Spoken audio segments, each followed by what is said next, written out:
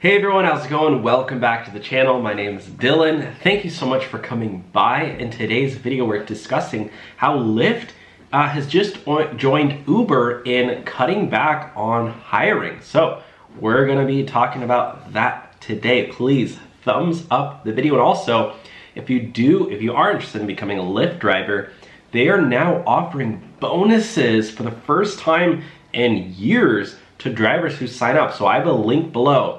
And keep in mind, this changes in every market, so click the link and see what your offer is. But in a lot of areas, they offer a $1,000 cash bonus, not the guarantee that it used to be, which honestly, like half the time didn't even work out. But now they offer a bonus. So check the link below.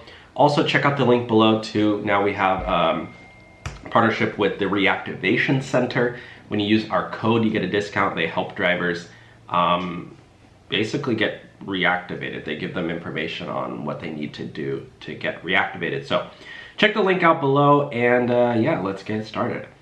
Lyft joins Uber in cutting back on new hiring. After Uber announced that it was cutting back on hiring and other expenses due to the economic slowdown, rival Lyft is doing the same, according to the Wall Street Journal.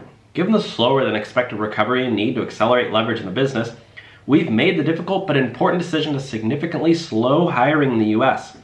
Lyft President John Zimmer reportedly wrote in a memo to staff. There are no layoffs planned, however. The decision means the company will give priority to fewer initiatives and not fill many current open roles, focusing instead on critical roles that support its core rides business. The memo further states, well, you know what you should do?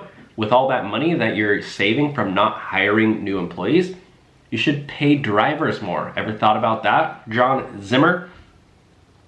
Tech companies have been hit hard during the economic slowdown, with Amazon reporting its slowest growth in nearly 20 years, and Snap shares declining 43% after reporting earnings yesterday.